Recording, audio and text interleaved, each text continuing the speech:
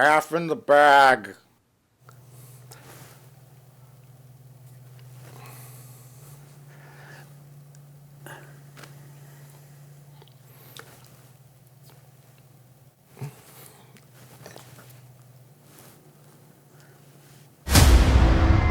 Malignant. Oh, what are you doing? I'm going to read the intro to Malignant that I wrote. Oh, I was going to read the intro to Malignant that I wrote. I guess this is a half in the bag first. Usually one of us writes the intro and reads it, or writes it and makes the other one read it, but... What a pickle, Rick. Well, Jay, I guess we're both going to read our intros. Dueling Intros. Dueling Intros. And everybody, don't forget to like and comment on whose intro was better. Leave your comments below and hit that like button. And Jay, you start. Okay. I'm having visions. From visionary director James Wan, who never met a wide-angle lens he didn't love, comes Malignant, the worst studio movie of the year. Or maybe the best? Most divisive? The movie is a loving homage to crappy B movies of the past. Or maybe that was an accident. I don't know. What is this? What is it? That's my intro. It's a pretty good intro. Thank you. Here's my intro. Okay. I'm having visions. From the director of District 9 and Elysium. I mean from the director of The Sixth Sense and Unbreakable. I mean from the director of The Conjuring and Insidious. It's Malignant. That's right, everyone. James Wan is back. And so is our lead character. Get it? The usually competent director has created a film that would make Tommy Wiseau blush.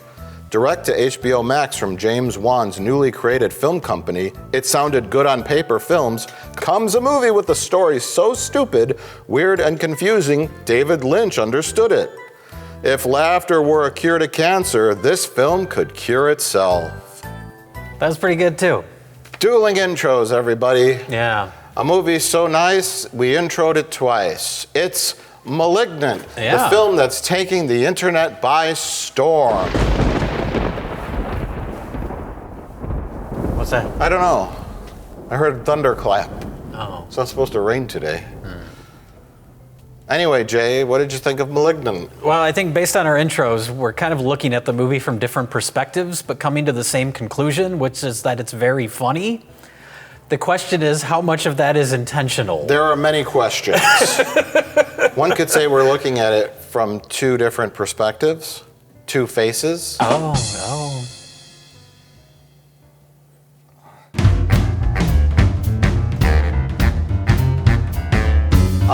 Do we want to just say spoilers right off the bat? We're going to spoil this whole thing because that's the interesting stuff to talk about. Yeah. Well, first of all, let's do this backwards. Backwards? You're full of them today. Oh my God. I got so many. First of all, if you have HBO Max already, the movie's free. It's not like Disney where you have to pay $30 for it, early access, or you have to rent it or buy it. It comes included with HBO Max. So go ahead and watch it because I fully recommend it. It's hilarious. And it's something to behold. It's the new The Room, and you don't say that too often. It's okay. It's the new Wish Upon. Dad! Dad!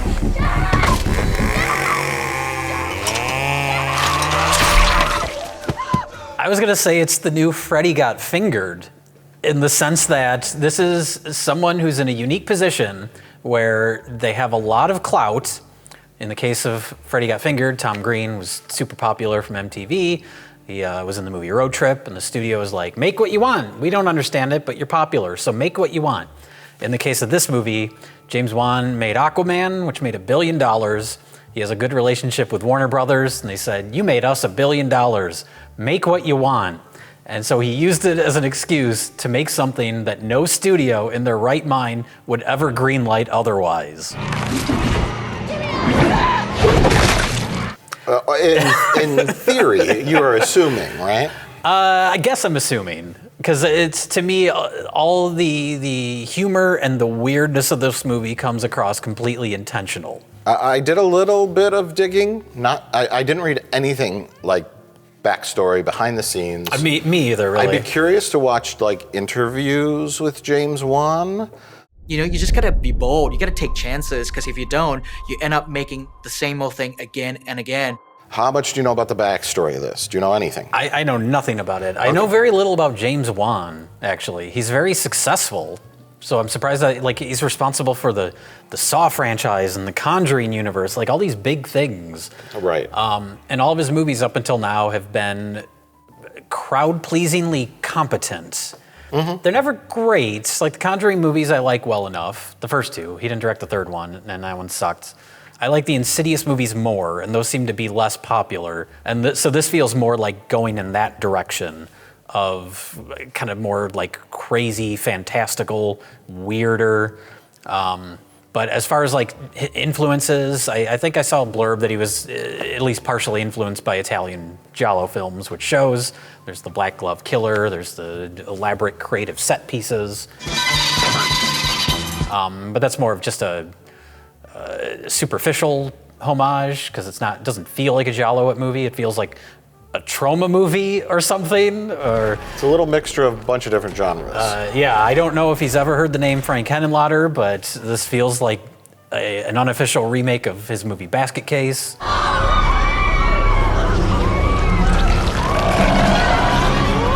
I'm assuming you've never seen Basket Case. I've not. But that's conjoined twins. One of them is a little mutant on his side that the doctors separate them when they're little.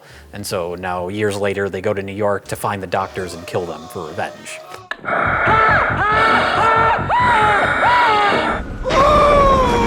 So they have like a psychic connection. Well, that's straight up plagiarism. It's different enough in this, and tonally it's very different. I thought this was Quato's backstory. Literally backstory? Yeah. A literal backstory before he went to Mars and became a freedom fighter. Oh, yeah. Right. So it's, I don't know, tonally it's like Sam Raimi meets Dario Argento meets Frank Henenlotter meets Troma, with the slickness of a James Wan studio movie, which makes the whole thing even weirder. But I looked James Wan up on IMDb. I needed to see past writing credits. And he's a story by guy. Okay. Right? So story by, which, you have like some bigger movies that are well written and constructed, like the Conjuring movies, and where they're very like boilerplate, they don't go batshit insane and fuck the audience in their eye. Okay? They don't skull fuck the audience, right? They're like, we got to do this. We have to have this. We have to have these wonderful little character arcs. We have to conclude this. We have to have these sequences that we could put in the trailer, and it's all very, very. It has to make sense. It has to make sense. And then James Wan is always story by, and then you have a real screenwriter come in. Mm-hmm. And Saw was him and Lee Winnell. Okay. Lee Winnell went off to do, he did the Invisible Man movie. He did that movie Upgrade, which I was kind of thinking of during some of the end of this movie with the way the fighting was and the bending backwards and shit. Yeah. It reminded me of that, so. So this has 3 credited writers. James Wan and Ingrid Bisu. Do you know who that is? No. That is his new wife. Okay. She is in the film. She is a Romanian model actress who's been in a couple of random things. Okay. And hasn't written really anything. Who does she play in the movie? She's the crime scene girl with the big glasses, who's smitten on the Asian detective. That makes sense, because I saw her in the movie and I was like, something's off about this casting. Something's weird. She seems weird. She doesn't seem like an actress. Why is she in the movie? Oh, it all makes sense now. How bad is it? I've never seen anything quite like it.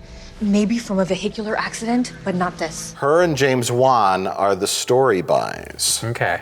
And then there's an official written by a lady named Akela Cooper. Akela Cooper. An older lady who has a bunch of TV credits. Random TV credits. Okay. some Marvel stuff, some Star Trek stuff in production, like just random shit.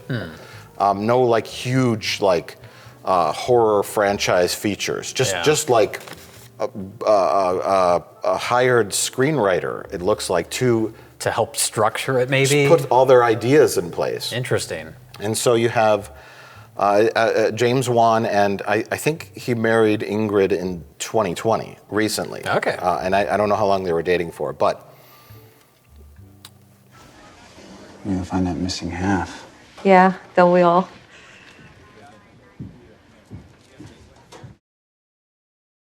So I don't know whose idea this was specifically, whether it was James Wan's or his wife's, or if they came up with it together, or, you know, if this was just a big prank, or if they wanted to do a throwback movie.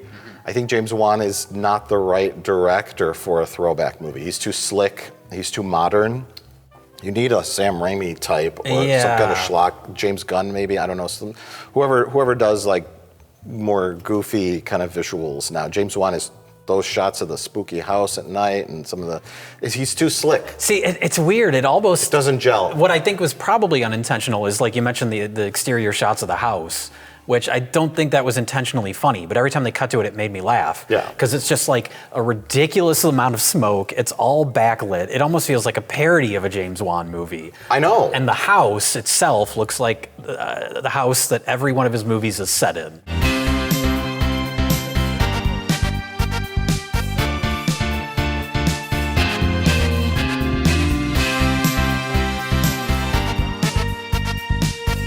It's a dingy horror house. I wanted to complain about the house just for 1 minute.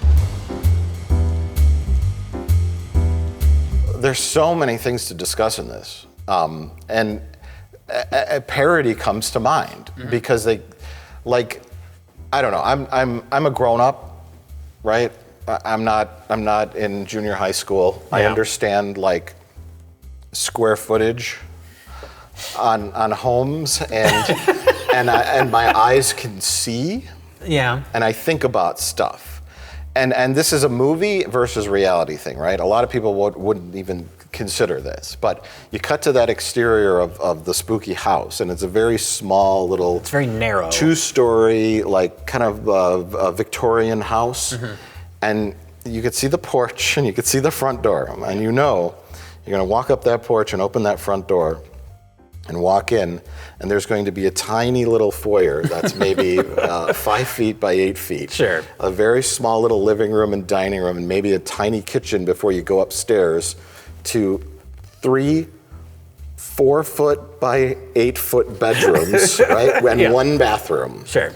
1,500 square feet, right? On the top floor too, all the rooms have the slanted ceilings because you got the roof right there. Yeah. But when the character goes up to the house and walks inside, there's a 30 by 60 foot living room, and her master bedroom is 40 by 80 feet. Yeah. Just off the vestibule is the living room. The first thing you notice is the smaller scale of the room. Victorians typically have a number of interconnecting smaller rooms.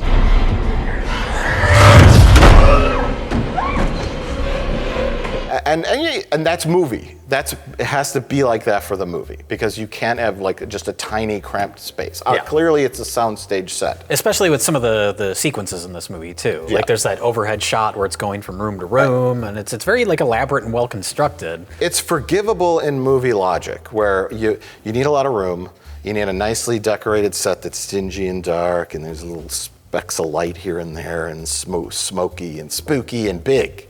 Because things happen in the movie, and that's primarily where the whole movie takes place. Yeah. In the house.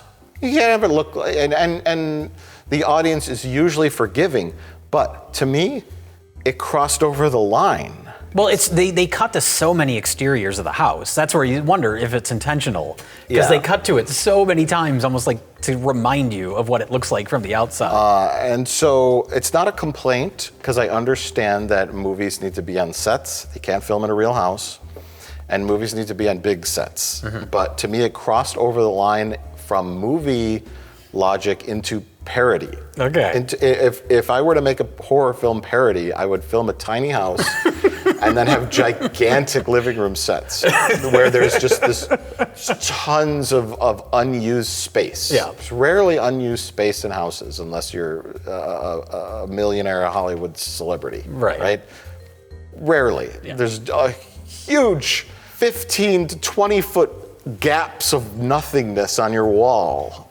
So I don't know. Well, related to that then is the structure of the movie.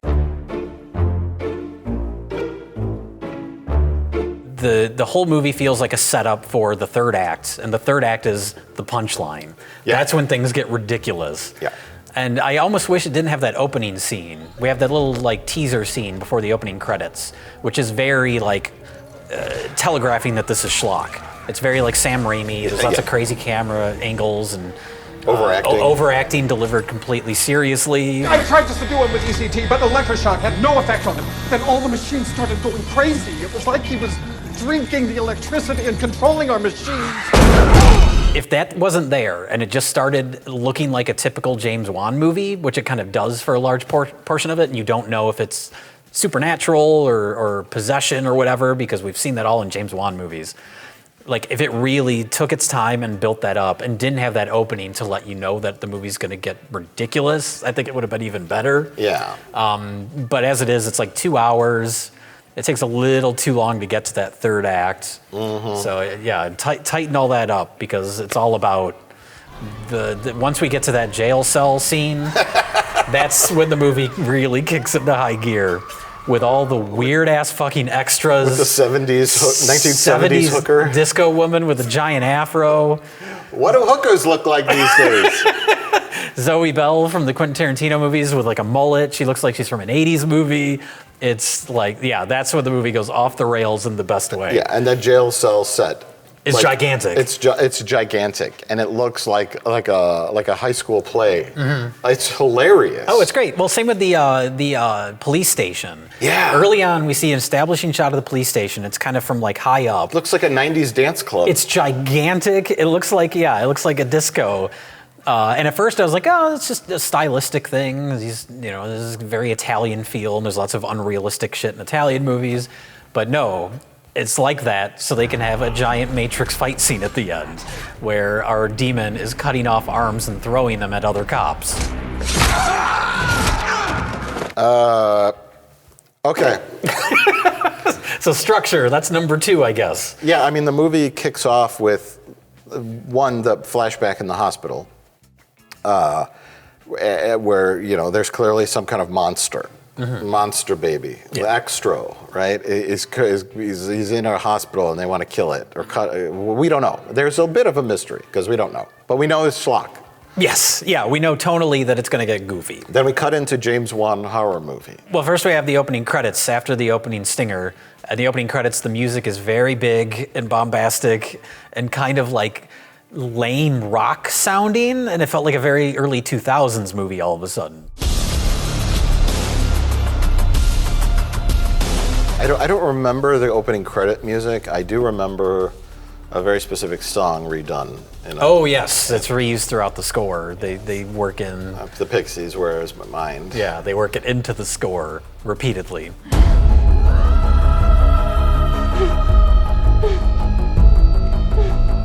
Which thematically, I guess, makes sense, but it's silly, and it's one of those things where I'm picturing James Wan in the editing room doing that and just laughing while he counts his Warner Brothers checks. I don't know. It made more sense for the Fight Club, but this, it has that feel of that trendy reworking of a pop song. But yeah, it's almost wink, wink, like this is so dumb. Yeah. We're really doing this. Yes. And that's the big. There's just such a big question mark, and it could probably be answered by a little Google digging and James Wan interview reading, but I'd almost rather not know. I'd almost rather not know. When something falls this flat on its face, I want to laugh a little and enjoy it, or succeeds completely. Or succeeds, depending on the motivation. The greatest prank in film history. That's why I compared it to Freddy Got Fingered. I think there might be something to that. I can walk backwards fast as you can. I can walk backwards fast as you can. I'm the backwards man, the backwards man. I can walk backwards fast as you can. I can walk backwards fast as you can. I can walk backwards fast as you can. Dad! What? God! So let's go. We have our schlock horror intro, credits.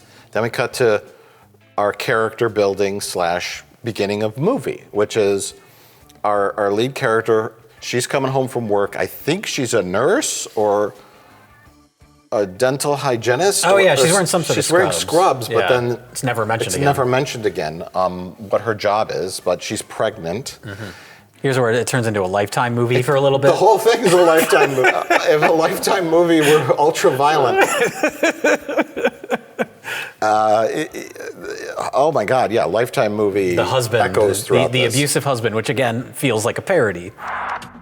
Hey, I was watching that. Maybe you need to stop getting pregnant. How many times do I have to watch my children die inside of you? Tell me what I'm doing. Are you saying this is my fault? Bitch! It's so silly. Mm-hmm. She comes home and he's not in the living room watching the game. He's for some reason in the bedroom. I don't know why. There's a TV in the bedroom and he's lying on the bed in his like work clothes or just regular clothes, and he's like playing on his phone too. Mm-hmm. And he's like, "Why the fuck are you home from work early? I'm watching the game. Why are you pregnant, stupid?" and he's saying like the worst things you could possibly imagine, and he's just a monster. Yeah. And then a shocking moment occurs when he shoves her into the wall. Yeah. And he hits her head pretty violently on the wall. Little do we know that that's the catalyst for the whole film. That cracks her skull open. She was born with a parasitic twin. When Derek smashed Madison's head against the wall, it woke Gabriel up. And even though she's apparently in the medical field, she doesn't feel that blood coming out of the back of her head is worthy of medical attention. Just sleep on it. Yeah, maybe she's used to it from this guy. She knows how to handle herself at this point. When you wake up with blood all over the back of your pillow, we'll probably go to the hospital and check that out. But the brain is important. The brain is important, yeah. The brain is important, not from the screenwriters, but the brain is important, and bleeding out of the back of your head is generally bad. But had she gone to the hospital, in the movie plot logic, they would have discovered that Quato lives back there. Quato lives in her brain. So let's just spill the beans here and tell everybody what the plot is. Young girl in 1980-something got knocked up, 15-year-old girl, and then had a baby that had a conjoined twin.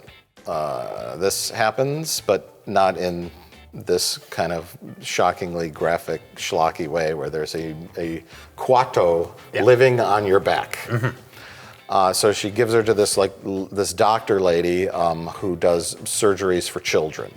So you kind of get the vibe that she's doing like creepy experiments or something in the beginning, but it turns out to not be the case. She's just a doctor who does surgeries, deformity surgeries on children in a spooky haunted castle in Seattle. On a cliff. On a cliff. Right on the edge of a cliff. Yeah.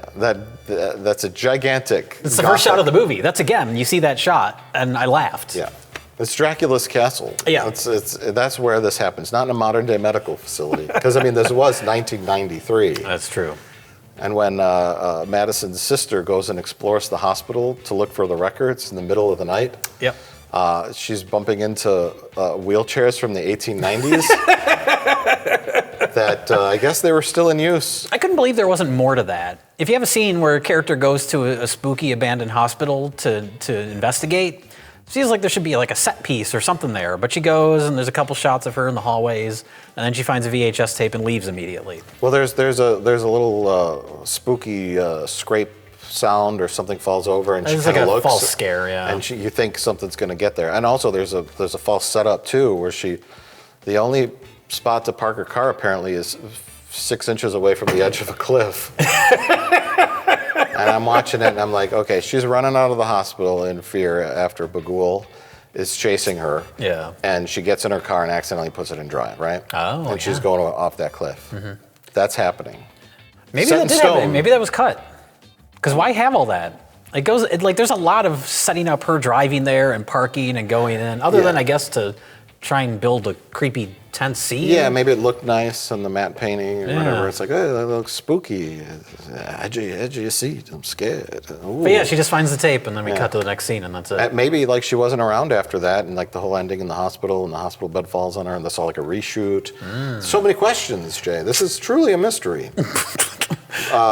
So Madison, aka Emily, original name, is abandoned by her birth mother at a hospital where a doctor performs life-saving surgeries on children to correct their deformities. And this is one of the weirdest cases she ever has, because her conjoined twin is a malignancy. I guess it's cancerous, even though it's not. We cut out the cancer.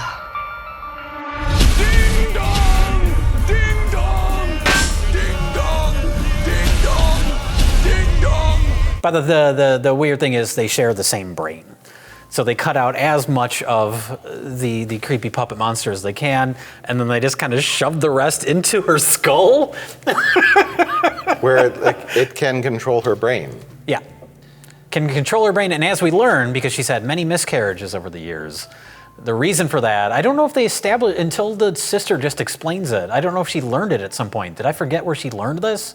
She just says, hey, by the way, all the miscarriages were the result of your twin brother, Gabriel is his name, of feeding off the babies in your body to grow strength. Hey, why not? How did she know that? It's a logical conclusion. I don't know, Jay. I really don't. Did I miss something? Did they explain that and I just forgot?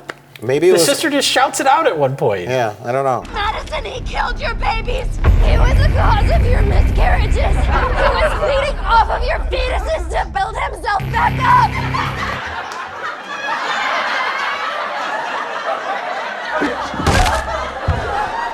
Or the sister learned it from working on a procedural TV show as a pathetic actress. Right? That's her character, remember? That's true, yeah. Oh yeah, I actually did forget about that because it's kind of abandoned at a certain point. Yeah. She goes to the hospital and she's wearing like a princess outfit, and then it just kind of drops from the movie. She is also, it's also teased that she's going to have some kind of love affair with the hunky Asian cop. Oh yeah, there's a little bit of flirting between them. And they flirt, and then he just gets killed at the end. Yeah. And nothing ever happens. I don't know why that was in there. But yeah, there's a bit of the tiniest little arc, we'll call it a bump, where the actress says, I learned on one of my procedural shows that I acted on that cops do use psychics to help find missing children. Oh yeah. And then they say, we're gonna bring in a fucking therapist or somebody to go into your dreams. And she's like, see, I told you. Mm-hmm. And then that was it for her character. Yeah. She should have drove off a cliff.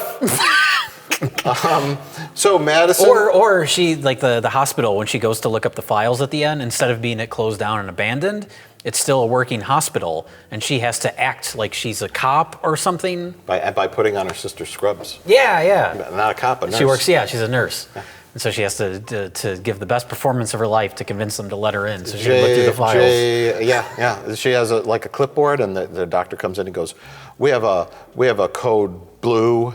We need what do we need, nurse?" And she goes, "Well, we need this. Bring out the crash cart.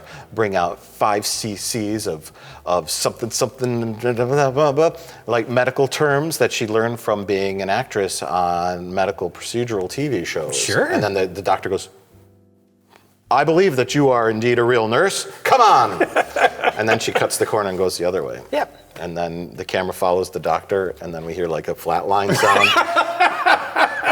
Where did the nurse go with the crash cart? We lost the patient.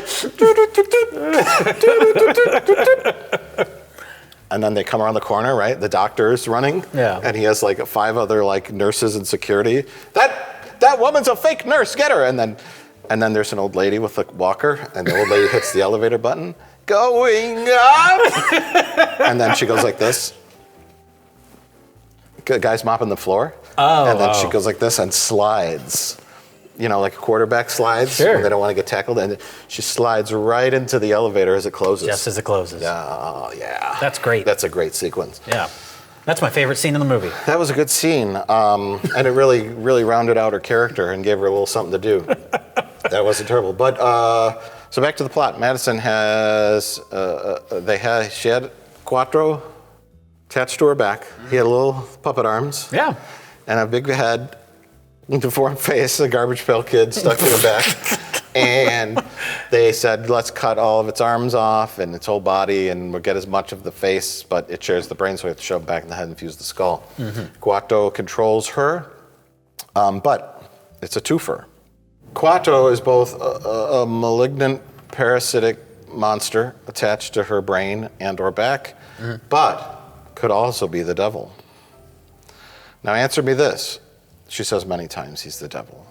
I just interpret that as her just saying that he's evil. Why does a conjoined twin have electrical powers? That was the one thing that is never explained. I don't know. He can control, his voice comes out through radios and cell phones and shit.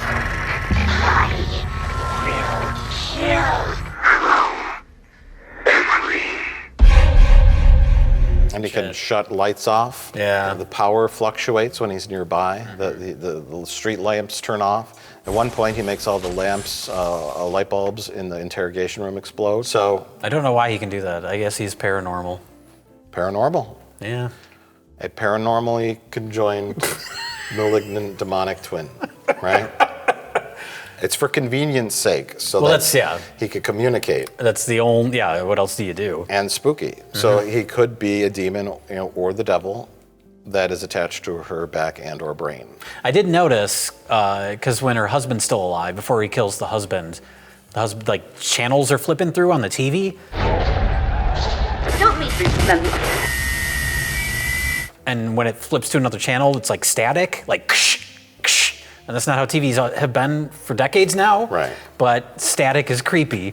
So that's why you have to keep around those old-timey radios, so you get the static from those. Everybody's the TV has got to a have radio. Static. Everyone has a radio. An old-timey radio. Nobody uses radios anymore. Nope. But the TV I noticed specifically, where it's like, you gotta have that static because it's scary. And modern TV glitching is not scary. That VHS glitch, it even appeared on the phone. Like the iPhone. Yeah. Why does the iPhone have static on it? Because paranormal. Okay. Paranormal. Because they couldn't figure out a way for a conjoined twin to communicate other than via paranormal magic. How would one do this if this were a schlock 70s or 80s horror film, right? I don't know. Well, I would think if you just want, for simplicity's sake, because it doesn't make any sense, the whole communicating through electricity thing, just have like him communicating through her, and they're wondering if she's possessed or something like that. Bipolar. Or, something like that. Not bipolar, multiple personality. But I guess they want to try and make it seem like the killer is a completely separate person, so that's why they do that. Right. And that's the silliest concept in the movie. It's laughable. Well, there's a chase halfway through.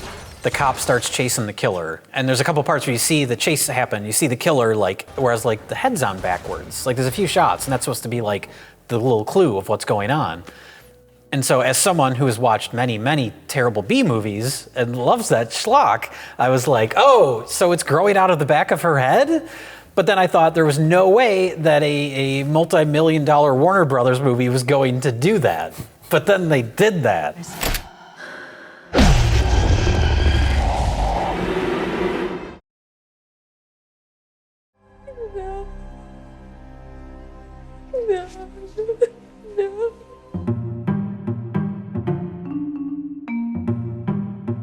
Yeah, but so the mission of Quato Bagul, what do we want to call him? I guess we'll call him Gabriel. His name's Gabriel. Let's call him Gabriel. Let's be respectful of the material.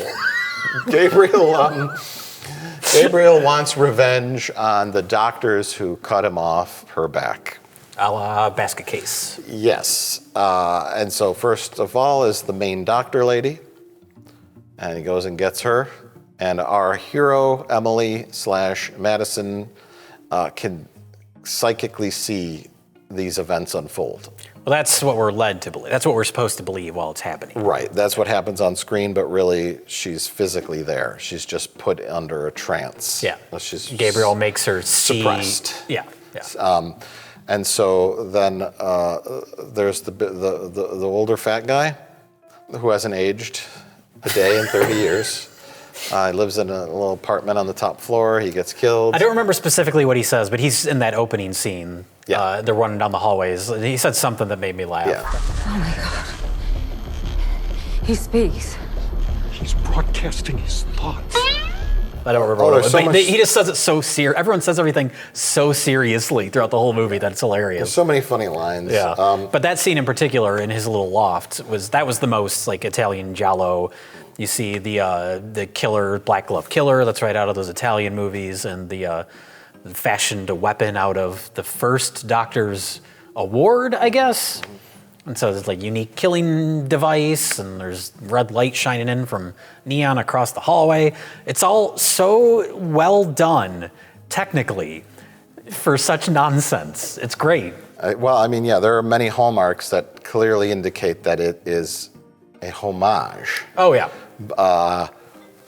But the real question is, was it a successful homage, or was it intended to be funny? Mm-hmm. Was it a parody? See, I don't get the impression they were ever trying to actually be scary. I mean, by the time you get to the third act, like, there's no way anyone could be scared by any of this. So, like, you do the slow setup where it looks like a real movie, it acts like a Conjuring movie, and then you slowly introduce the nonsense. Yeah, I mean, not a parody so much as just tongue in cheek, just having them say like ridiculous lines, completely straight faced. Yeah, the best one is at the end when in the mental prison she locks away the Gabriel. Oh yeah, she's so intense. She's like, we share the same brain. And it's like through the bars. And he's like, I'll be back. Yeah. This is like, next time, I'll be ready for you. Right. It's so amazing. You'll always be stuck with me! But next time, I'll be ready for you. I mean, and then a lot of the just the kung fu fights, and then the running through the Seattle underground, which we should talk about. Yeah, that was underused. The set piece where the detective is chasing Bagul through the Seattle underground. I mean, it felt like I was watching like a Marvel movie or an Avengers or a Matrix or something. It didn't feel like a horror movie. I don't know. Well, that's where we don't know who it is at first, but Bagul is stalking someone, and this woman's a tour guide for what's a real thing, which is the underground city. I didn't Seattle. know that was a real thing. I knew it was a real thing. I don't remember where I heard about it originally, but I've always been amazed that it wasn't used more for a spooky horror movie. It seems like such a great setting. It's a super cool thing. I never heard of it. There's one of the, have you ever heard of Kolchak? The Night Stalker is like a TV series in the 70s, but it started as a couple made-for-TV movies. One of them was set in Seattle, and it used that. I wish there was more of it in this movie. It seems like kind of a waste. Yeah, I mean, the set piece where the detective's chasing Bagul, they're like old carriages and like, I'm like, that's probably not all still down there. It looks like something that'd be at like the Milwaukee Public Museum, like when you walk down those fake city streets. They just left all the horse and buggy carriages all over the place. And I'm like, that's a neat concept. It's so smoky for no reason. And it looked very like a cheap, low budget horror movie, which I think was their intention. I don't know. But yeah, so just out of nowhere, we just like randomly cut to just a character who's doing a tour. They're not established. Right. Yeah. And then she gets kidnapped by the monster, Gabriel, and strung up in what appears to be an attic. Mm-hmm. And so I'm like, well, where's this attic? I don't care. And then, he leaves. And we keep cutting back to her trying to escape. And then that's a big twist later on, is that she escapes, but she falls through the floor and lands in the living room. Yeah, it turns out, it was the attic of our main character the whole time. Yeah.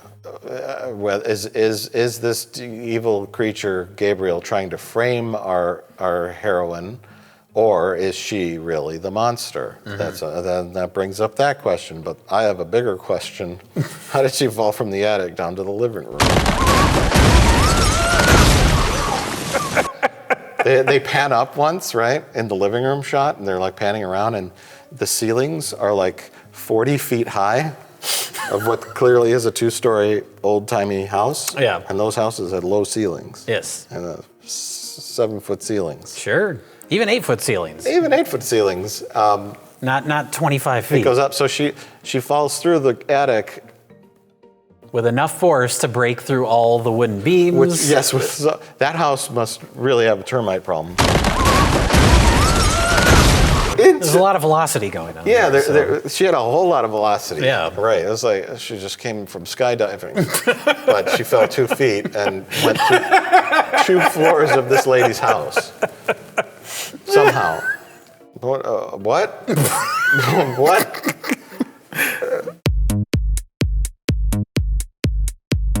Is it listed as a horror comedy on HBO? I'm wondering. I think it's just horror. And I mean, you look at the poster and it's from the director of The Conjuring. Right. It looks like one of his generico horror movies.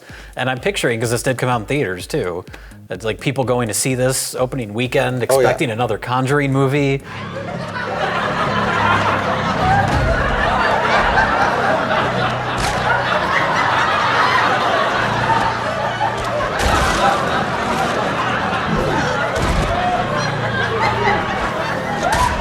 Now, from a studio marketing perspective, even a director with a pedigree of successful and quality horror films, you know, financially, I should say, you know, whether or not you think his horror movies are scary, whatever, but certainly a successful horror director.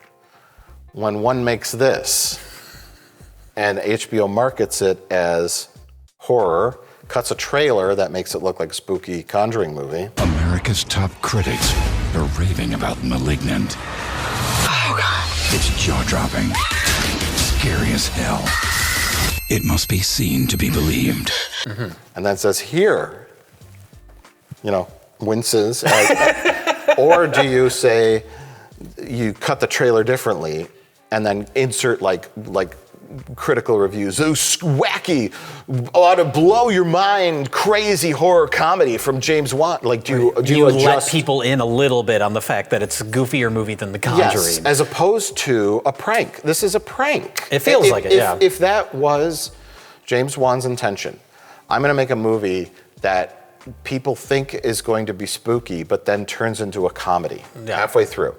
And I'm not going to tell HBO I'm doing that, and I'm just going to have a laugh reading all the comments. If that was his intention, he pulled it off perfectly. Yeah. If his intention was to transform that sort of like genre, what would you call it? Italian horror. Yeah, there's horror. some Italian. I mean, by the end, it's more like Frank Henenlotter, Troma, schlock. Schlock. We'll just say schlock. If your intention was to take a schlocky concept and transform it into a modern day horror film that people take seriously, big fail. What did you do to my sister? She's not your sister! It's hard for me to look at anything in that ending and think he didn't know. It's really difficult for me to believe, based on his track record of making, competent, and well-done directing movies. actors. And directing actors. I mean, the acting is so bad, but it's like a chicken and an egg kind of thing. Yeah, I mean, we've seen his other movies. He can get fine performances out of actors. Yeah, so. but that's with quality dialogue. Is the dialogue bad or the actors bad? It's hard to tell. It's a little bit of both, I think. I think the dialogue is goofy, and it's delivered by actors that were told to say it completely straight. Intent and purpose is the big mystery here. It's really baffling, and it's almost like he's throwing his career. Mike, Aquaman made $1 billion. Okay. He can do what he wants now. Yeah. Oh, his career's not over. But I mean, let me not say career, let me say reputation in terms of horror. Yeah, well, I think it's one of those things where it's like he probably knew once you do this, you can never do this again. Maybe he is just kind of tired of that genre, like this the demonic kind of paranormal Conjuring universe. He's just kind of tired of it. I mean, he should be. He didn't direct the third Conjuring movie. Right. So, but you always, his name has been thrown on so many things. Producer James Wan. Yeah. You know, so there's a bit of a brand there with his name associated with like creepy movies, that big studio horror movies, where you could just from James Wan. And after this, I don't know if you could do that anymore. It's like M. Night with his name. Sure. Like when it started to lose its luster after a while, after so many failures. But after this, I won't trust James Wan ever again. I will. If he makes another movie, I'm going to be there opening night. Oh yeah, whatever he does next. And was that his that's like intention number 5 of 12. It's like this to me, as far as like, I don't know, this is fuck you to the genre. My respect for him has gone up dramatically because of this movie. Unless I see an interview where he's just completely serious and he didn't realize what he made, which may be the case, I don't know, but it feels to me like this is a go for broke kind of thing. Yeah. So yeah, I am way more interested in whatever he does next now because of this. Right. Yeah, and that's the fascinating part. You don't see a filmmaker do this sort of thing. You don't see a studio movie like this. Right. You know, intentional or not, it's crazy that this is a Warner Brothers movie. And that alone makes it unique. Yeah, I think I said in the beginning, if you have HBO Max, watch Malignant or watch it in a theater. Go on like a Friday night or Saturday night. If there's any reason to go back to theaters, it's this. This would be it. Just make sure it's on a weekend night. Oh yeah. Watch it with a crowd, because I would love to be in a big crowd watching this who know nothing about it. And you know, James Wan is in the back row in a trench coat and sunglasses, just laughing, filming it for his Instagram or whatever, while giggling while the audience laughs hysterically at the reveal of the back monster. I mean, it's genius. Yeah, so if you have HBO Max, watch it on that, just as a morbid curiosity. Sure. Or go to the fucking theater and watch it with a crowd. This is something different. Oh yeah. This is enigmatic. It's special. Movie of the year. Movie of the year, says Jay Bauman. I do. Wow. I say Moopy of the year. These are our pull quotes.